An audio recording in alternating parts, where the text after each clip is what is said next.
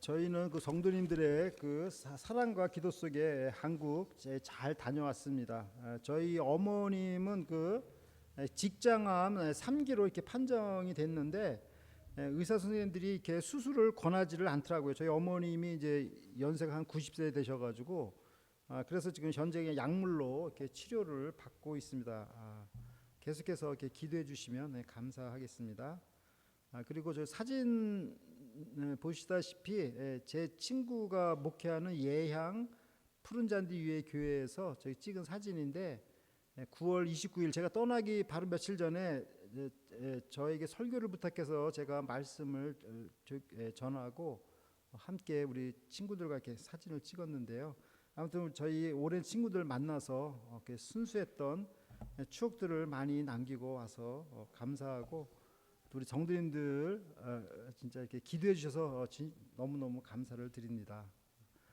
그리고 특별히 감사드리는 것은 아까도 말씀드렸다시피 우리 3주 동안 우리 헬렌 김 전도사님께서 생명의 말씀, 로마서 말씀 정말 꼭 필요한 이 말씀을 저는 진짜 이 로마서를 제가 언제 이거를 한번 우리 설교를 할까 자신이 없어가지고 계속 미루고 있는데 우리 헬렌 전사님이 이렇게 아주 핵심되는 말씀 잘 해주셔서 너무너무 감사드리고 또 씨 뿌리는 비유의 말씀 이렇게 전해주셔서 감사드립니다. 제가 설교 말씀을 몇 번이나 이렇게 들으면서 우리 헬렌 전도사님께서 참 이렇게 성령님과 참 동행하시고 굉장히 또 이렇게 아주 성령님과 굉장히 친근하게 이렇게 동행하시는 걸 제가 이렇게 많이 배우고 또 우리 전도 열정이 남다르신 걸 저희가 많이 배웠습니다. 아무튼 이번 이런 귀한 말씀을 우리 성도님들이 또 이렇게 함께 이렇게 듣게 돼서 너무 감사드립니다. 또한 우리 제이콥 잔슨 가정에 또 좋은 굿뉴스가 있죠. 우리 슈리나 아기가 이제 건강하게 태어나서 감사를 드립니다. 오늘 말씀은 야곱의 그 가정에 그 식량이 그 부족한 가운데 그 넷째 아들 그 유다가 리더십을 발휘하여 야곱의 가정에 남아 있는 그 근본적인 문제들이 해결되는 내용입니다. 우리 앞에 정말 야곱의 가정같이 그 암울한 그 문제들이 남아 있다면 이 하나님의 말씀을 통해서 힘을 얻으시고 해결하시기를 기도드립니다. 창세기 43장 1절과 2절을 보십시오. 그 땅에 기근이 심하고 그들이 애굽에서 가져온 곡식을 다 먹음에 그 아비가 그들에게 이르되 다시 가서 우리를 위하여 양식을 조금 사라. 야곱은 아들들에게 양식을 조금 사올 것을 명령했습니다. 그래도 가장의 역할은 어찌됐건 가정을 돌보는 일입니다. 우리가 지금까지 살펴보았을 때 야곱의 가정의 가장 심각한 문제는 다른 것이 아니라 바로 그 형제들 간의 불화와 분열입니다. 그런데 이것을 정말 이게 어떻게 해결할 수 있었겠습니까? 감사한 것은 정말 이게 역설적이게도 이 가정에 정말 양식이 다 떨어졌을 때 그 가능성이 생긴 것입니다. 그러므로 우리가 사는 데 있어서 물론 돈과 이 양식도 필요하겠지만 더 정말 중요한 것은 그 가정의 평화입니다. 야곱의 그 12아들 중에 그 요셉이 없어지고 또 시므온이 없어지고 그리고 아버지는 지금 베냐민만을 꽉 이렇게 붙잡고 있는 이런 상황 속에서 그 먹어야 될 그 식량은 다 떨어지는 이런 그 상황을 바라볼 때 야곱의 그 아들들은 정말 얼마나 답답해 했을까요? 아마 정말 굉장히 절망 가운데 빠졌으리라 생각이 됩니다. 정말 아무런 탈출구가 없지 않습니까? 제가 이번에 한국에 가가지고 참 많은 친구들 이렇게 만나면서 이렇게 얘기를 들어보니까는 참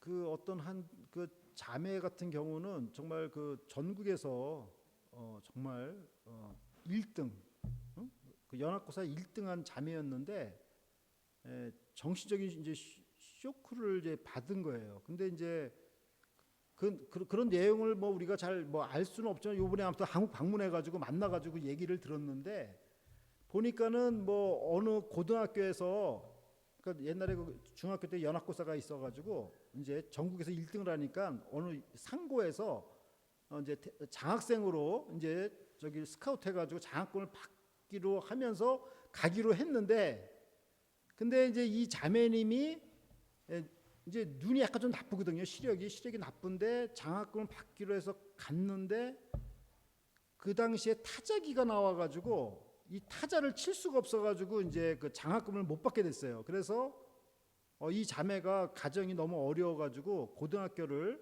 진학할 수가 없는 그런 이제 상황에 부딪히면서 캄캄한 그 저기 뭐죠 그 절망적인 상태에 빠진 거예요. 그러니까 사람이 어떻게 절망적인 상태에 빠지면은 이 정신적인 충격이 오지 않겠습니까? 그래가지고 진짜 지금은 그래도 많이 이렇게 회복이 됐는데 아무튼 그런 정신적인 그 후유증을 앓고 있는 우리 또 자매님도 제가 만나 뵙게 됐습니다. 아무튼 우리가 살다가 보면 이렇게 어려운 일들이 이렇게 닥치고 정말 빠져나갈 구멍이 없이 이렇게 답답한 상황이 되면은 정말 정신적인 질환을 앓을 수도 있겠다 이런 생각이 듭니다. 이 요셉의 가정의 상황이 크게 그것과 다르지 않을 것 같아요. 아버지 야곱은 계속 베냐민을 붙잡고 안 보내려고 하고 있고 식량은 떨어지고 정말 이 얼마나 어려운 상태입니까? 이때 누가 나섰을까요? 창세기 43장 3절과 4절을 보십시오. 유다가 아비에게 말하여 가로되 그 사람이 엄히 우리에게 경계하여 가로되 너희 아우가 너희와 함께하지 아니하면 너희가 내 얼굴을 보지 못하리라 하였으니 아버지께서 우리 아우를 우리와 함께 보내시면 우리가 내려가서 아버지를 위하여 양식을 사려니와. 그러니까 그 야곱의 그 가정이 지금 어려운 이런 때에 유다가 그 넷째 아들 유다가 용기 있게 나섰습니다. 그는 아우 베냐민을 데려가지 않으면 곡식을 살 수가 없다라고 이렇게 분명하게 그 아버지한테 이렇게 사실을 말하였습니다. 창세기 43장 5절과 6절을 보십시오. 아버지께서 만일 그를 보내지 않으시면 우리는 내려가지 아니하리니 그 사람이 우리에게 말하기를 너희 아우가 너희와 함께하지 아니하면 너희가 내 얼굴을 보지 못하리라 하였음이니이다. 이스라엘이 가로되 너희가 어찌하여 너희에게 오히려 아우가 있다고 그 사람에게 고하여 나를 해롭게 하느냐. 그러니까 야곱의 아들들이 지금 이 상황을 볼 때 그 막내 아들 그 베냐민만 이렇게 애굽으로 데려가면은 모든 일이 다 이렇게 순조롭게 풀릴 텐데 아버지 야곱은 베냐민을 보낼 생각이 전혀 없는 것입니다. 이러한 상황 속에서 우리가 여기서 유다의 그 정말 리더십을 우리가 발견할 수 있습니다. 유다는 이 가정의 넷째 아들로 이 모든 문제들의 어떤 책임감을 갖고 아버지를 설득하기 시작하였습니다. 우리 창세기 43장 7절을 보십시오. 그들이 가로되 그 사람이 우리와 우리의 친족에 대하여 자세히 실문하여 이르기를 너희 아버지가 그저 살았느냐 너희에게 아우가 있느냐 하기로 그 말을 조조히 그에게 대답한 것이라. 그가 너희 아우를 데리고 내려오라 할 줄을 우리가 어찌 알았으리까. 여기서 이제 그들은 요셉의 형제들입니다. 그러니까 요셉의 형제들은 그동안 그냥 아버지 야곱에게 이 얘기를 말할 수가 없었죠. 왜냐하면 자기들이 요셉을 노예로 팔아먹은 그런 죄를 졌기 때문에 담대하게 그냥 그런 그 요셉에 대한 그 죄 때문에 이게 얘기할 수 있는 그 상황이 아니었죠. 그런데 이제 유다가 이렇게 총대 메고 나가서 이렇게 얘기를 하니까 그들도 같이 이제 합세해가지고 아버지한테 같이 이렇게 얘기를 하는 것입니다. 그래서 그 담대한 마음을 가지고 이제 아버지 야곱에게 이렇게 설득을 하였습니다. 창세기 43장 8절과 9절을 보십시오.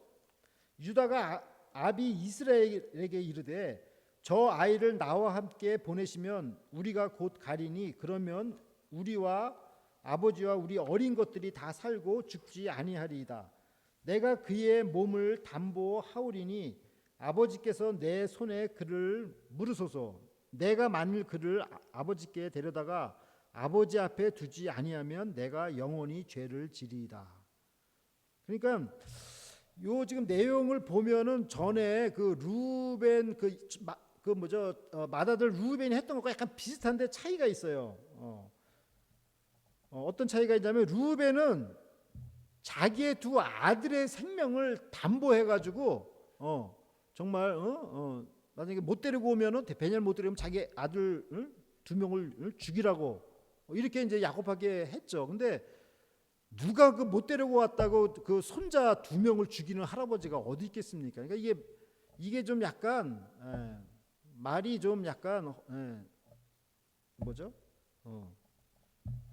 타당성이 좀 없는 얘기를 한 거죠. 그러니까 그 야곱이 거절을 했죠. 그렇게 얘기했어도. 근데 요번에 그 유다가 얘기한 것은 자기 자신의 생명을 담보를 한 것입니다. 자기 아들의 생명이 아니라 자기 자신의 이 생명을 담보해서 그 아버지 그 야곱을 잘 이렇게 설득을 한 것입니다. 그러므로 우리가 남들에게 이렇게 설득을 하려면 그 내용이 정말 타당성이 있어야 되는 것입니다. 그 결과로 베냐민을 데려가는 허락을 나중에 이제 받게 되죠. 창세기 43장 10절을 보십시오. 유리가 지체하지 아니하였다면 벌써 두 번 갔다 왔으리이다. 이 내용을 보면 그 당시 이 기근으로 인해서 정말 그 가정의 그 심각함이 어떠했는지를 우리가 알 수가 있습니다. 우리는 이제 오늘 이 말씀 창세기 43장 1절부터 10절 말씀을 통해서 중요한 사실 하나를 발견하게 되는데 그것은 놀랍게도 요셉의 그 12 아들들이 앞으로 이제 한 자리에 모이게 된다는 것입니다.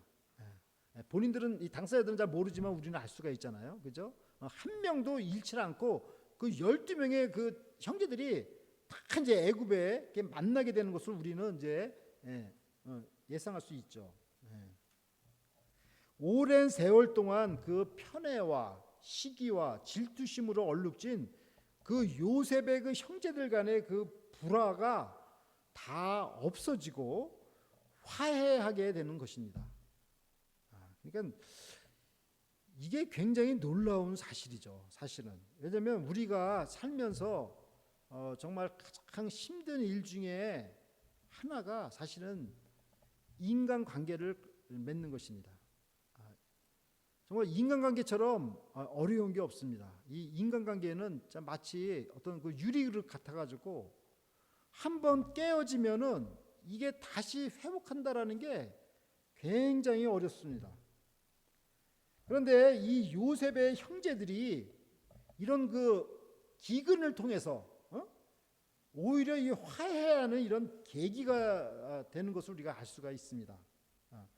만일 정말 이 가나안 땅에 기근이 만약에 없었다면 이 사람들이 어떻게 살았을까? 우리가 한번 상상해 보면 어떨까요? 계속 그들은 12 형제들이 서로 내가 왕이다, 네가 왕이다, 서로 시기하면서 아마 분열하고 서로 살지 않았을까요? 그리고 요셉은 까마득히 잊고 살았을 것입니다. 이런 것을 보면서 참 역설적이게도 참 가난한 것이 복이다라는 생각도 듭니다. 참 저는 이번에 한국 가가지고 대부분 만난 친구들이 이게 교회 친구들인데 여러 뭐 대학교 때 그 캠퍼스 선교단체에서 만난 친구들, 뭐 또 어릴 때 순복음교회 다녔던 그 친구들 뭐 다 이렇게 만났는데, 야 진짜 하나같이 진짜 참 이런 말 하기 제가 참 죄송한데 목사 욕을 이렇게 많이 하더라고요, 제 앞에서. 그래서 제가 목사로 갔는데 왜 이렇게 목사 욕을 하는데 이게 그래서 제가 이게 남 얘기가 아니구나. 이제 정말 정신을 똑바로 차려야 되겠다. 그러니까 친구들 중에 뭐 개척교회 하시는 분들 있잖아요. 이런 분들은 정말 순수한 것 같아요. 제가 볼 때. 근데 이 대형 교회 있잖아요. 큰 교회에 다니시는 이런 교회 얘기들은 진짜 이 뭐 그냥 목사가 돈을 너무 많이 써가지고 그냥 그 문제들이 그냥 너무 큰 거예요. 그래서 야, 좀 뭐 저라고 뭐 다르겠어요? 그냥 저도 그 자리에 있으면은 그냥 그렇게 하겠죠. 그래서 진짜 정신을 똑바로 차려야 되겠다. 진짜 한국 교회가 정신 똑바로 지금 나부터도 똑바로 차려야 되겠다. 그런 생각을 많이 하고 왔습니다. 아무튼 이 오늘 이렇게 말씀과 좀 비추어 본다면 우리가 가난하다고 이렇게 나쁜 것만은 아니다라는 생각이 듭니다. 이 요새 야곱의 가족이 정말 배가 쩔쩔 굶주렸을 때 이 형제들이 다시 한번 이렇게 합하게 되는 그러한 모습들을 보게 됩니다. 누가복음 6장 20절 말씀입니다. 가난한 자는 복이 있나니 하나님의 나라가 너희 것이요. 여기서 누가복음에 나오는 이 가난한 자 있죠. Blessed are you who are poor, for yours is the kingdom of God. 여기서 마태복음에 나오는 가난한 자는 심령이 가난한 자인데 이 누가복음에 나오는 가난한 자는 진짜 가난한 자입니다. 실제로. 그러니까 이 가난한 자가 복이 있다는 거예요.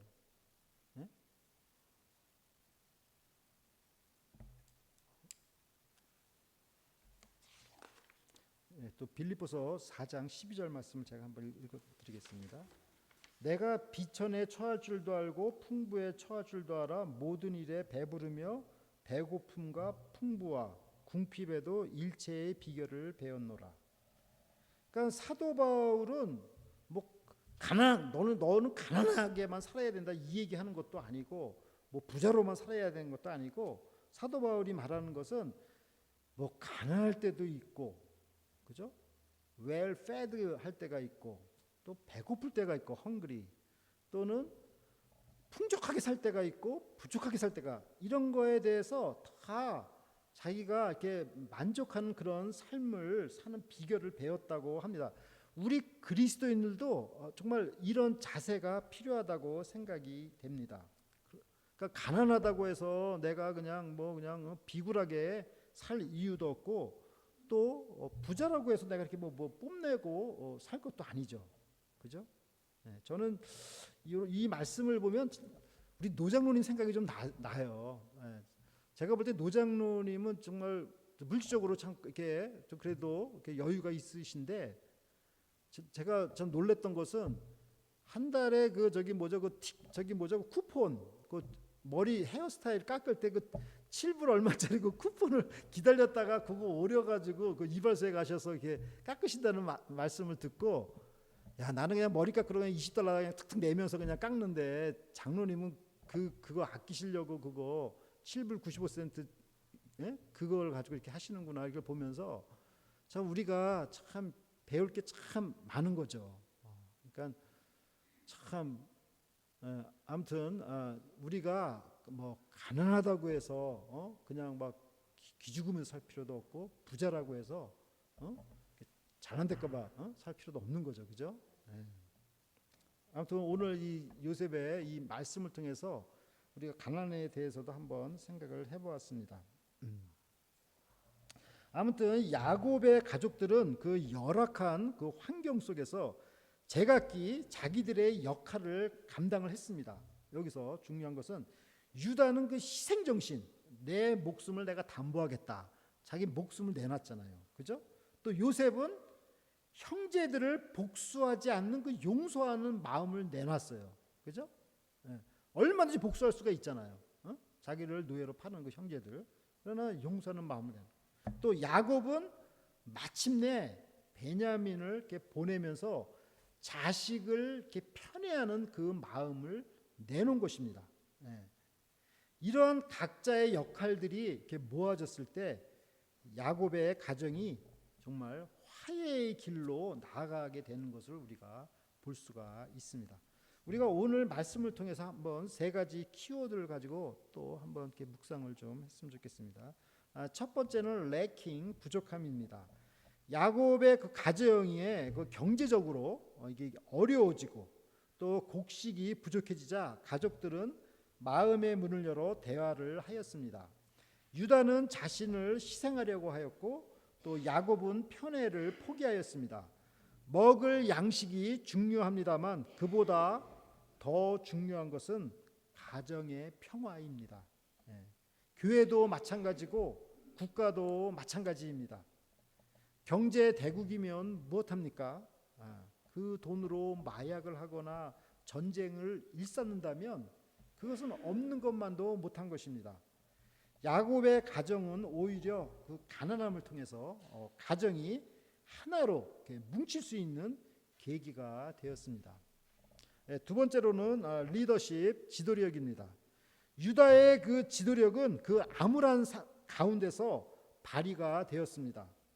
맏형 루벤의 제안은 거절당했고 둘째 형 누구죠? 시므온은 애굽에 갇혀 있고 셋째 형 레위는 살인으로 아버지의 미움을 샀습니다. 넷째인 유다가 그 가정에 책임감을 갖고 나섰습니다. 자신의 생명을 희생하고자 나선 것입니다. 우리 그리스도인들은 유다와 같이 이 세상 속에서 이런 그 리더십을 발휘해야 하는 것입니다.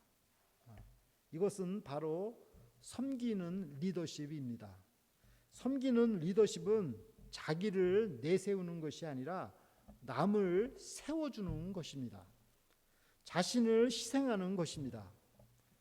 다 세상에 대해서 실망하고 희망을 잃을 때 그리스도인은 희생정신으로 리더십을 발휘해야 합니다. 마지막으로 세 번째 라이언, 사자입니다. 창세기 49장 9절을 보면 이 유다를 사자로 표현하였습니다. 제가 한번 읽어보겠습니다. 창세기 49장 9절 유다는 사자 새끼로다. 내 아들아 너는 움킨 것을 찢고 올라갔도다. 그의 엎드리고 웅크림이 숫사자 같고 암사자 같으니 누가 그를 범할 수 있으랴. 참 이 유다 자손을 통해서 참 예수 그리스도께서 태어나는 것도 참 이게 정말 다 뜻이 있는 것 같습니다. 이 사자는 용맹함의 상징입니다. 유다가 아버지 야곱에게 베냐민을 보낼 것을 건의한 것은 정말로 용감한 행동이었습니다. 어려운 상황에서는 대부분 낙심하거나 포기하기 쉽습니다. 그러나 유다는 사자와 같은 그 심장으로 용기 있게 야곱의 허락을 받아냈습니다. 그리스도인은 이 세상에 대해서 사자와 같은 용맹함과 야성미가 있어야 합니다. 믿음의 사람 다윗이 거인 골리앗 앞에서 그러했습니다. 오늘 말씀을 통해서 우리가 정말 요셉을 생각해 보면 요셉은 예수 그리스도의 모형입니다. 요셉이 형제들을 복수하지 않고 받아들인 것이 그 대표적인 예입니다. 에베소서 5장 2절 말씀입니다. 그리스도께서 너희를 사랑하신 것 같이 너희도 사랑 가운데서 행하라. 그는 우리를 위하여 자신을 버리사 향기로운 제물과 생축으로 하나님께 드리셨느니라. 예수 그리스도께서는 하나님께 죄를 지은 자를 복수하신 것이 아니라 오히려 죄인들을 위해 그 죄를 용서해 달라고 기도하시면서 십자가에서 죽으셨습니다. 누가복음 23장 34절 말씀입니다. 이에 예수께서 가라사대 아버지여 저희를 사하여 주옵소서 자기의 하는 것을 알지 못함이니이다 하시더라. 저희가 그의 옷을 나눠 제비 뽑을세. 그러므로 누가 죄인들을 정죄할 수 있겠습니까?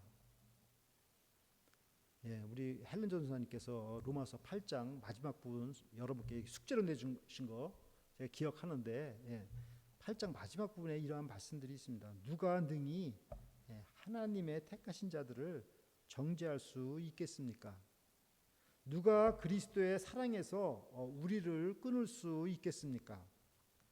그러므로 우리가 이 예수님과 함께 가면 어떤 무엇이라도 두려울 것이 없는 것입니다. 요셉의 형제들이 베냐민을 데리고 가면 요셉을 만나는 것이 전혀 두렵지가 않을 것입니다. 마찬가지로 우리가 우리 죄를 위해 죽으신 이 예수님과 함께 걷는다면 이 세상에서 전혀 두려울 것이 없습니다. 사랑하는 라크로스 새소망교회 성도 여러분, 야곱의 가정에 곡식이 떨어지는 어려움이 오히려 전화위복이 되어서 화해와 일치할 수 있는 길이 열리게 되었습니다. 그리고 이 속에서 책임감 있고 용감한 유다의 리더십이 큰 역할을 하였습니다.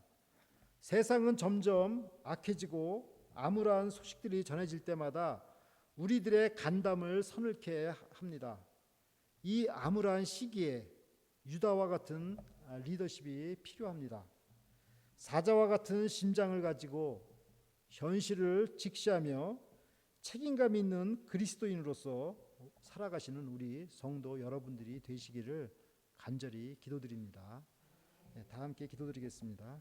하나님 아버지, 예수님께서 죄로 인해 원수된 우리를 복수하지 않으시고 대신 희생 제물이 되셔서 저희를 구원해 주신 것을 감사드립니다. 이 예수님을 하늘나라 갈 때까지 손을 꼭 붙들고 가게 하여 주시옵소서. 심판 자리까지 가게 하여 주시옵소서. 이 세상이 나날이 세속화되고 타락한다 하여도 낙심하지 않고 사자와 같은 심장으로 살아가도록 저희에게 용기를 주시옵소서. 감사드리며 예수 그리스도의 이름으로 기도드립니다. 아멘.